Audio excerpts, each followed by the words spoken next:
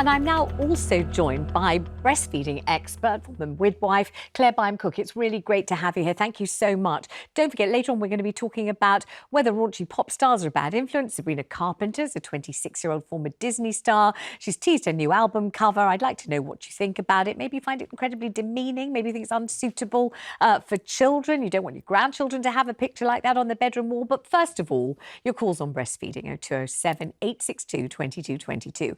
We had a huge response after talking about it earlier this week when one of our panellists suggested that it was strange. She didn't like the look of somebody breastfeeding a 3-year-old. She has now apologised, but today we want your stories on breastfeeding, whether you were helped as a new mum, whether you feel there's a stigma about breastfeeding in public, how long did you decide to breastfeed for, maybe you felt shamed for not breastfeeding. The NHS and World Health Organization guidance is that babies should be exclusively breastfed, if that's possible, of course, for the first 6 months of their lives, and then up until the age of 2 and beyond, if that's what the parent wants to do. Whatever your experience is, we'd absolutely love to hear from you. Clare Byam-Cook, it's so good to have you here. You help thousands of women to breastfeed. I do try to, yes. And many do struggle. Yes, I mean, roughly 50% of the women who start breastfeeding give up within 6 weeks, and most of them say it's because they found it too painful or difficult, not because they just couldn't be bothered to do it.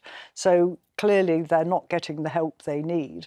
Although, as you know, my view is some mothers genuinely can't breastfeed. Just because breastfeeding is natural doesn't mean every mother has enough milk and every baby feeds perfectly. I think one of the things that's very clear from the response we had to the last show is there's an enormous amount of emotion surrounding breastfeeding. Yes. It's not just a technical thing.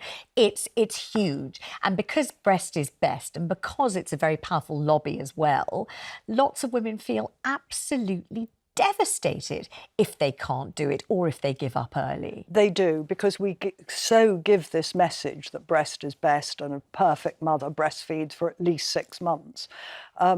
And so if they're having problems, instead of them thinking they're not getting the right help, because they're the amateur, the new mother, they think they're a failure. Yes. And like, you know, I saw a client recently whose baby had lost a lot of weight and she was made to feel really bad because she hadn't given more milk. But as I pointed out to the mother, but the midwives were not saying to her, your baby isn't feeding properly, we need to do something. And so when they weigh the baby and discover the baby's lost a lot of weight, suddenly the mother has been hopeless. Yeah. And it's so wrong. Right, joining me actually on the show is Kirsty Kelly. She's a parenting expert, and I think she's going to identify with the conversation that we've just had now about some women finding it incredibly difficult to breastfeed and some having difficult circumstances which make it really, really difficult, and how awful they can feel as a result. Yes. Stigmatised, judged, terribly disappointed when they've almost barely met the baby and suddenly they're already feeling that they haven't done what they're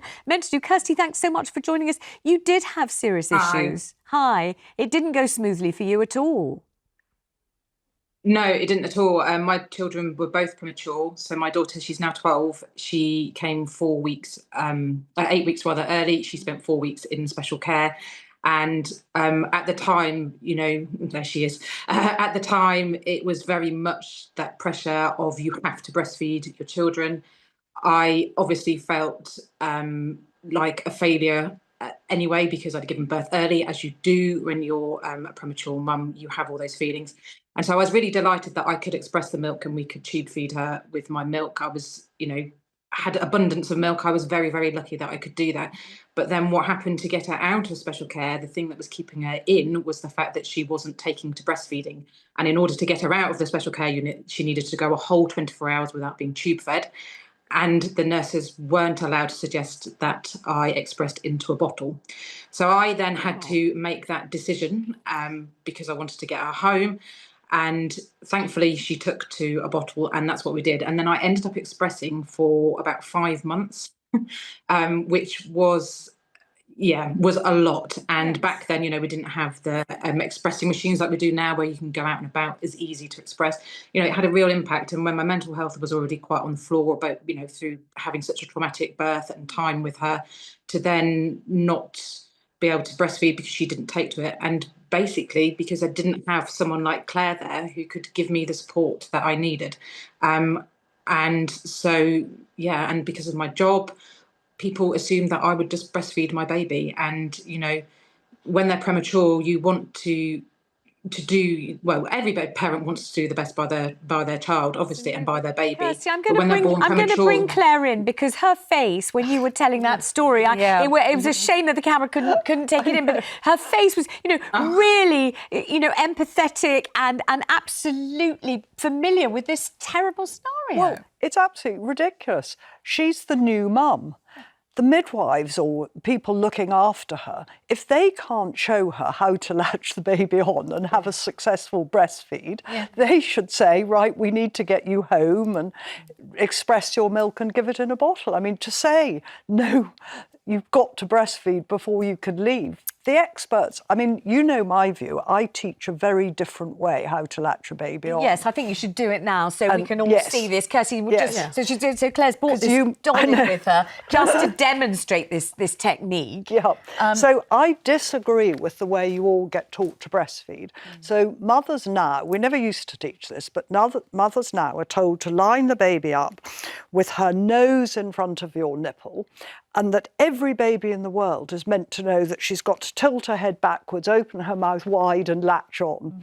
Well, certainly the babies I see don't know that. So what I teach is line the baby up mouth to nipple, and then instead of expecting the baby to open her mouth wide, the mother needs to make her breast smaller, like eating a big baguette. So mouth to nipple, squidge the breast from side to side, and as soon as the baby opens her mouth, quick, get as much breast as possible into her mouth, and then once she's on and sucking, you can let go. And I teach this. I cannot tell you how many clients I have who can't latch the baby on at all, or it's really painful. And I say, show me what you're doing. And as they stick their nipple up the baby's nose, I say, why don't we just try putting your nipple in the baby's mouth? Oh, what a surprise. The baby latches on immediately. The thing is, we're laughing now, but at the time it wasn't funny. And at the time I remember I had my boobs were so big anyway and so full of milk as well. Exactly. They were bigger than the baby's head. I'm not joking. And so I had to kind of hold the bosom back so it didn't suffocate the baby. Get the baby, squeeze it into a sort of tea baggish shape to get the baby. The whole thing. And once I did it, I know Kathy was caught breastfeeding at Harrods. I got arrested. I had to do it in a department store, and I was practically saying to total strangers in the street, "So excuse me, sir, can you just hold my boob?" Because I couldn't. It was so complicated. And when people say, it's the most natural thing in the world, it totally is when you've got the hang of it. But before you get the hang of it, it can be really quite difficult. And the reason I laugh when I say, let's try, stop sticking your nipple up the baby's nose, put it in the mouth, is because I want to make the parents realise that is just so silly. When you give a baby a bottle, you don't flick it against the baby's nose and say open wide, you just put it straight in. So I always like laughing with my clients to say, look, you're not being silly, you've just not had good advice. And if you do it like this, surprise, surprise, the baby latches on. And laughing in such a fraught situation takes the heat out of this, because obviously you're responsible for a brand new baby. You don't know the baby doesn't know you've never done it before, and you're well aware you've got to feed the baby needs to feed to survive. Do you remember what it was like? Oh God, I mean, my first baby was agony, absolute agony. I was so lucky because I had a really good midwife who actually did show me how to do it properly. And I had really cracked nipples, and it's like agony, and I had those awful plastic things, and it was so painful. And I very nearly gave up, but I thought, no, I'm going to grit my teeth. I'm going to do this. I got mastitis. I got everything you could. And it almost drove me mad, actually. It was one of the worst periods of my life. And then finally, at about 5 weeks, it suddenly calmed down and I could feed. And then my second one, it was easy as pie. There was no problem at all. But I think it was because I hadn't realised how to do it. And once I'd got somebody to show me how to do it, but by that stage, my nipples were so inflamed that it was agony anyway. Well, you see, I think when mothers get sore nipples, 9 times out of 10, it's because the baby's latched on badly. Yes. And so when I see a client, I say, show me how you're latching the baby on. And then I say, right, this is why it's hurting. Your baby's in, you've moved your breast to the baby's mouth, the baby's dry dragging it from the wrong position and so on.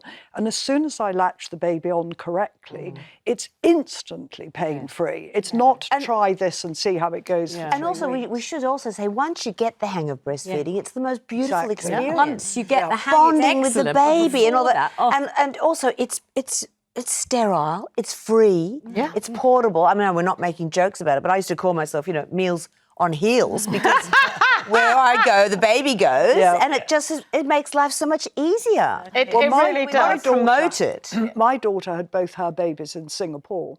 And the interesting thing is, in Singapore, they really emphasise not so much the health benefits, because everyone knows that, but it's cheap and portable and sterile and everything. And so they really emphasise, if you can breastfeed, it saves you a lot of money. I just want to go back to Kirsty for a minute. Kirsty, I think you're still there on the line, aren't you? Does it make you feel any better after all these years to have a kind of frank conversation like this about how loads of women either can't or just find it incredibly difficult or whatever?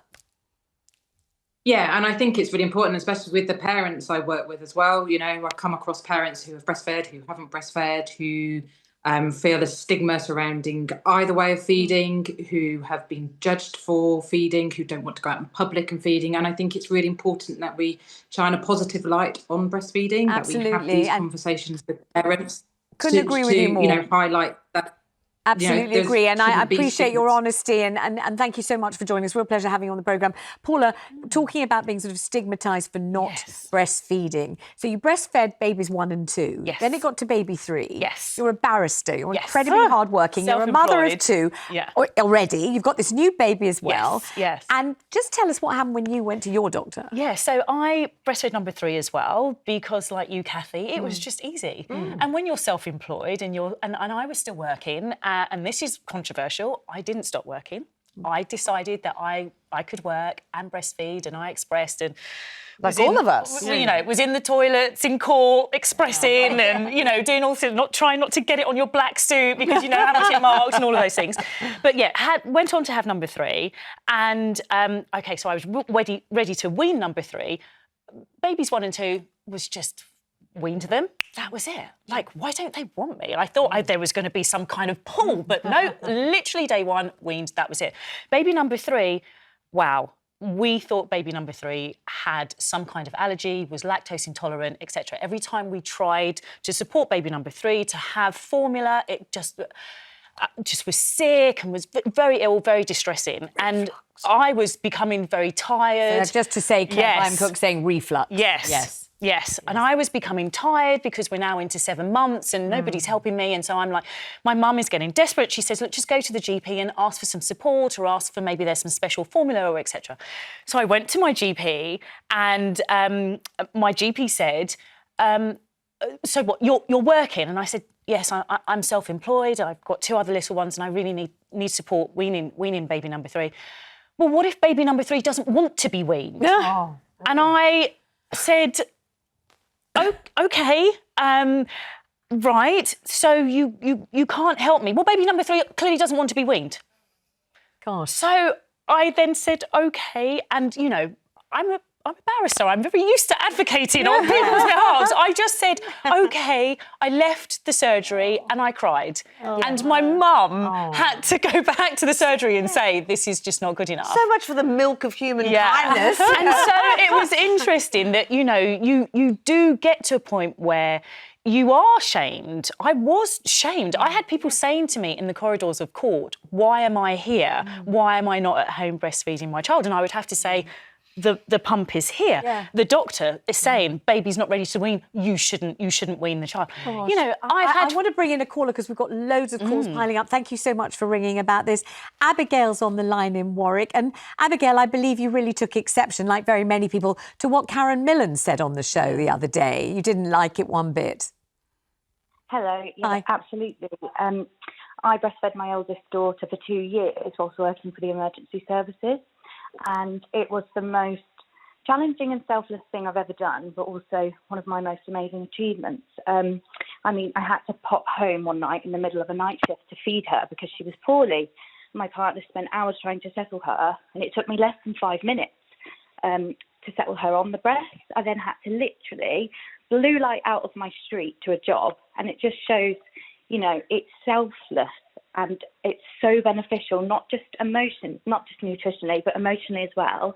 That being said, I don't think old-fashioned terms such as breast is best should be used today, because it's almost as bad as Karen Millen's judgmental comments. Women don't need to be shamed no matter how they feed their babies.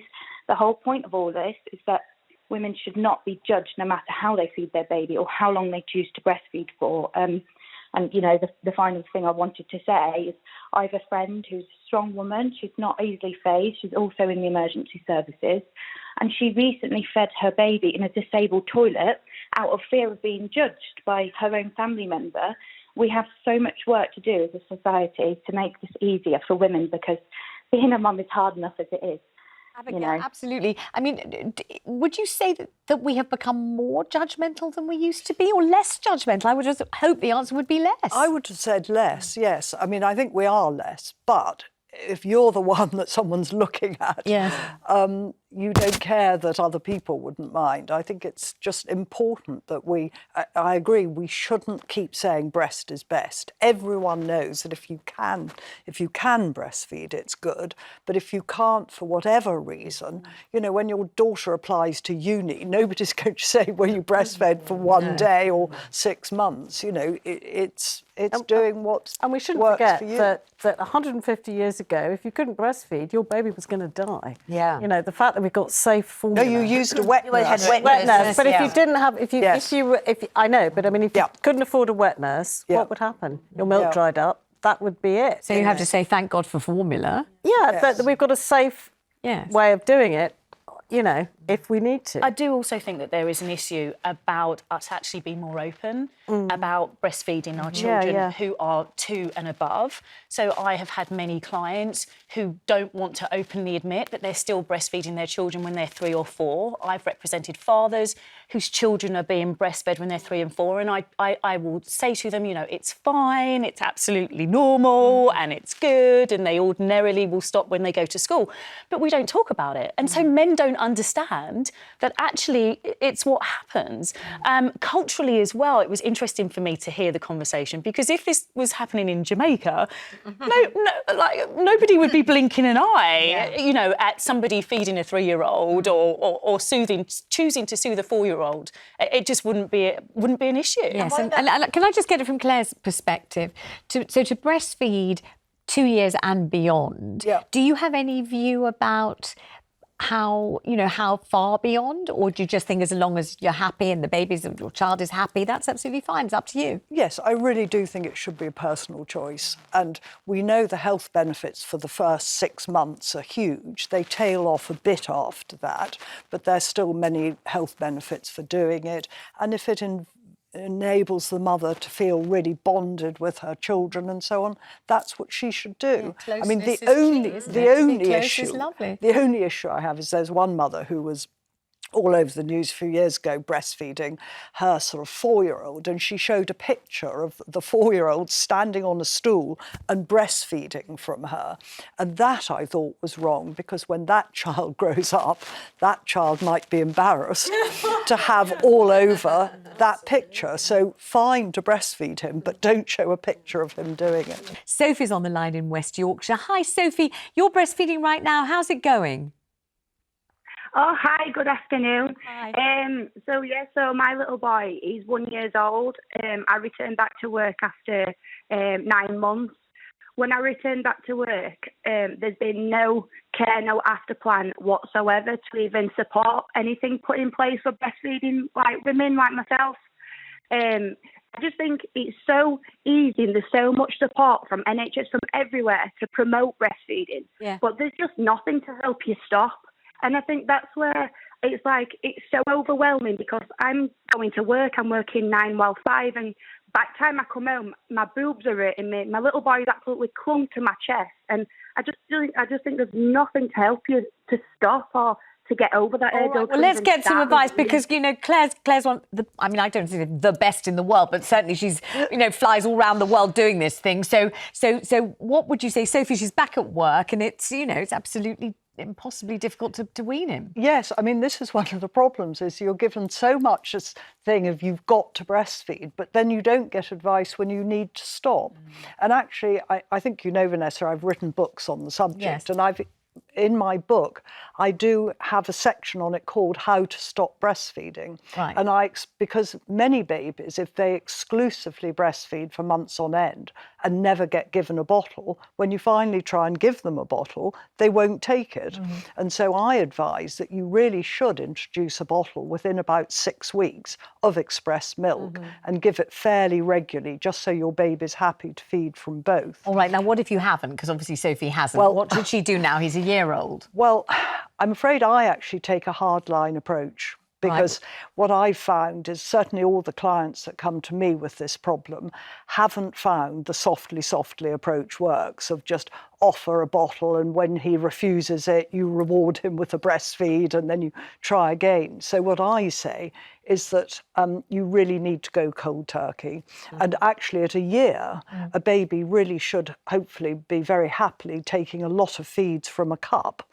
And normally you try and stop bottle feeding at about a year anyway. So I think she can start introducing more and more milk in a cup. Have you thought of that, Sophie? Have you thought of trying a cup instead? Yeah, so there's things that I've started to implement myself, and you know, like you go on all different. I've been looking and researching everything myself, but I just think, just from a support perspective, it's like they've got all these women groups pushing the support, and I just think that's where I'm more focusing on the fact that there's just not out there support saying about the weaning. There's just so much about starting.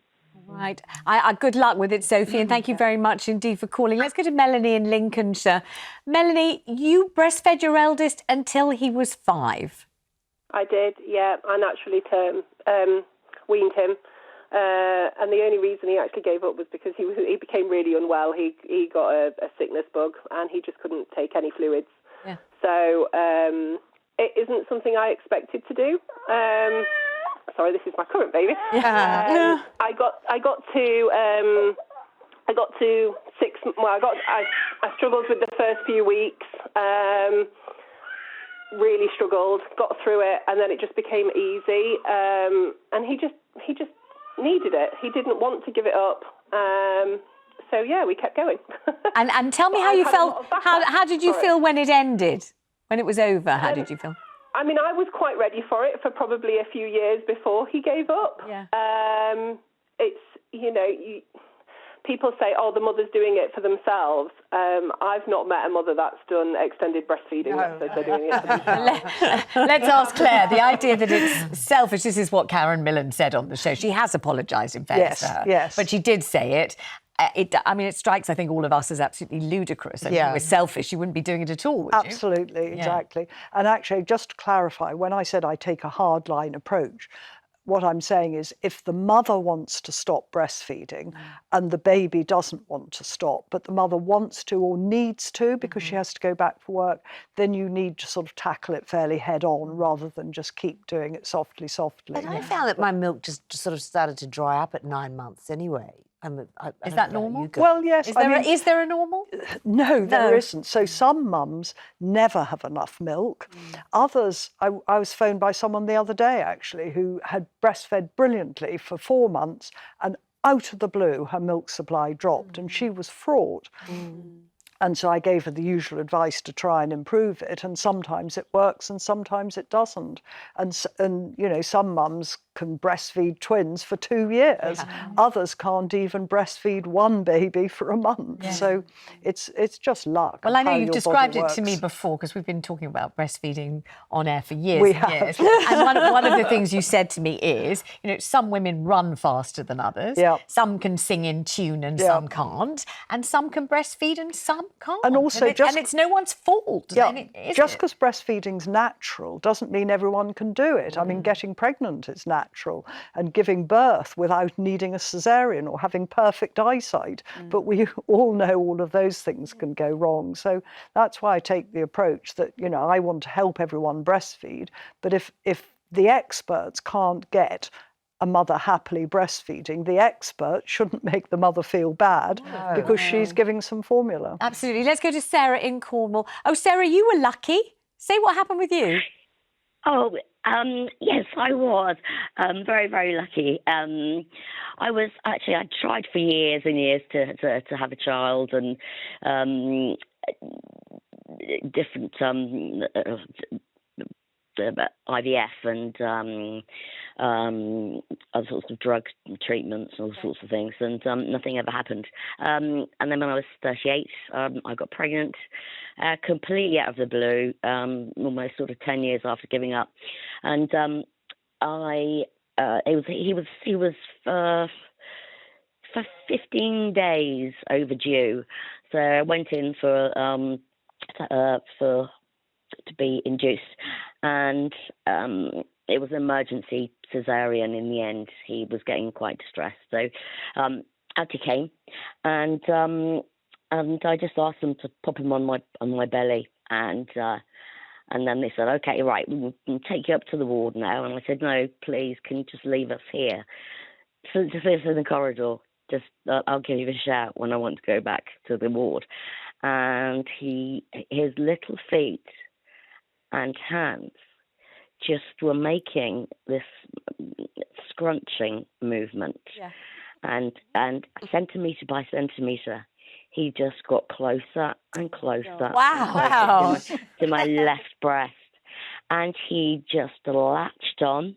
Wow. And immediately started to take milk. And it was the most, and I called the nurses over, and they, what is that? What a champion kid. You've got to forgive that child anything that happens in the future, because that child is an absolute belter. How rare is that, or how normal is that for the baby to kind of inch up a little bit like a crab, you know, crawling up the mum to get to the boob?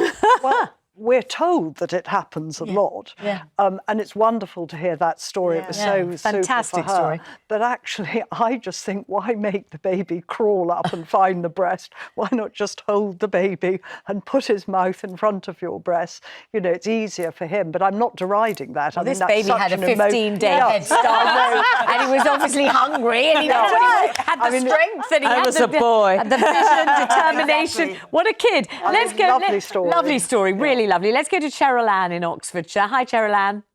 Oh, hi, Vanessa and your team today. What a lovely topic we are dealing with. Isn't it? Listen, yes, I grew up in the Caribbean where I was socialized to seeing my mother breastfeed. Yeah. So you can imagine I was just looking forward to doing that. I found that it was a beautiful journey. I have 4 sons, and I breastfed everyone to the age of 12 months. I went a little further. I don't know if others have done it, but I applaud you if you have. I would express and even use it in their cereal. Wow. I found that it's a beautiful emotional journey, because you know that your baby is getting what it needs in terms of nutrition, in terms of that emotional aspect. There's this bonding. Then it's a safe space for you and your baby to just be with each other in each other's company and enjoy it. And then for the mother, it relieves a lot of emotional stress that comes along that time. I also felt that breastfeeding allowed me to rest. I got good sleep in the night because I co-slept. I'm not encouraging anybody to do it, but they slept with me. And so whenever they got up and was hungry, I would just put the breast in their mouth, and both of us went back to sleep. So it was a beautiful experience, and I just loved it.